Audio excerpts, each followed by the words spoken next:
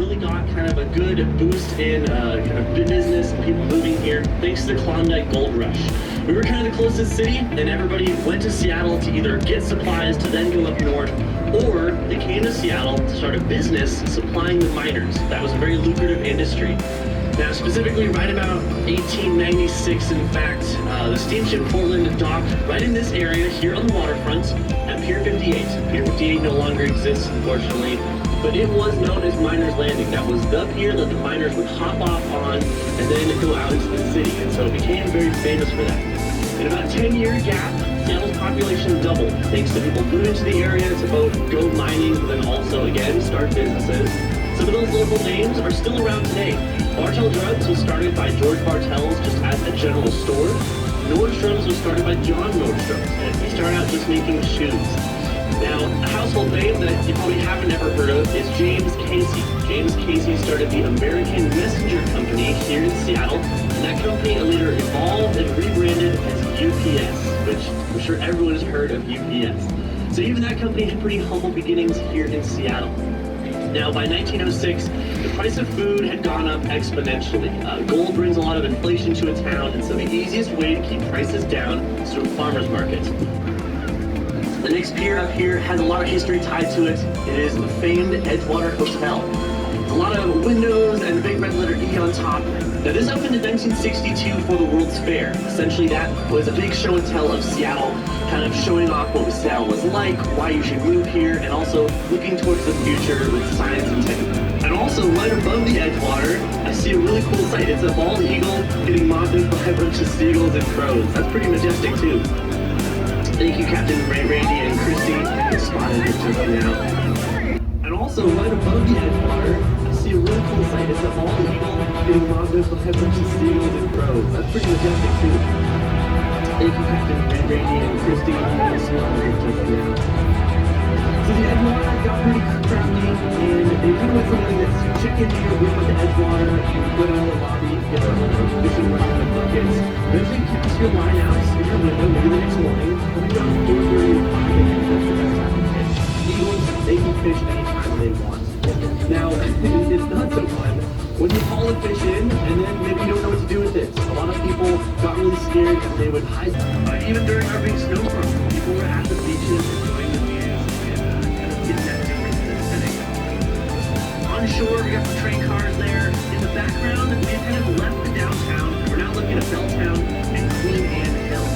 Queen Anne Hill used to have a different name. It used to be called Edith Hill. Everyone showed the same style of architecture. People kind of poked fun at Eden Hill. They call it Queen Anne Town or Queen Anne Hill. And then later in its years, the hill actually got the name and it stuck. Today, that's its official name. Started out as a joke, but today it's one of our best hills. There's some beautiful parks up near the top where you can get perfect, picturesque postcard shots. I speed a little bit more wildlife down in the water. There's some surf scoters, little blackbirds hanging out in the water. There's some of our migratory birds that come down to visit us from Alaska.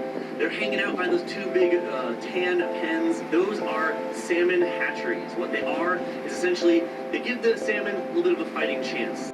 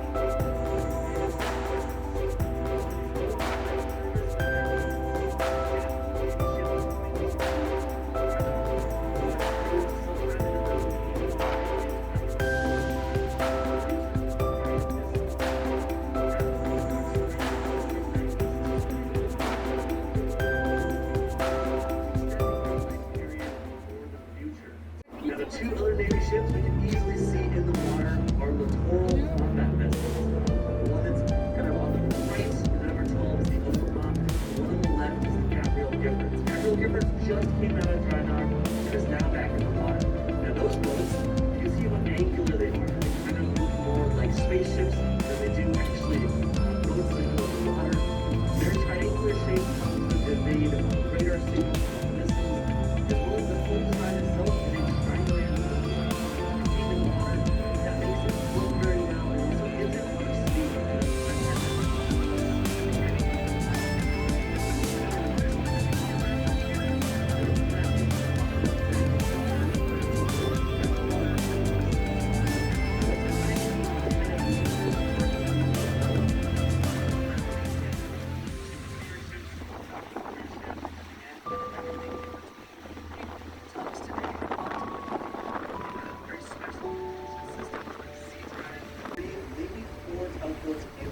Just so they have a little extra oomph and a little bit extra safety as well. Now I mentioned cleanliness and pollution prevention parts to your right. That has essentially an outer craft zone and an inner zone. That is where fuel will help. So these barns can have about 1 million gallons in it. That's the big kind of scary thing that would have a breach. So they take safety very, very seriously.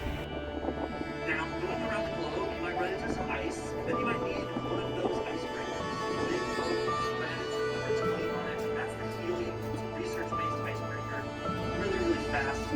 Essentially, they're the ones you want to see if you are in trouble, or if one's causing the trouble, but you don't want to see the coast guard. Behind it is our two sports stadiums. We're going to talk sports just for a second here. Our on the right is going to be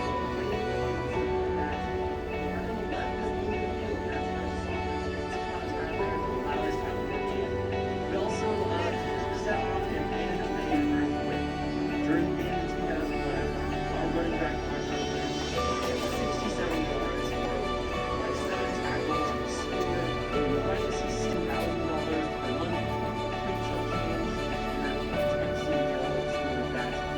But as you're paying that price, why is also probably one of the coolest places to live in Seattle.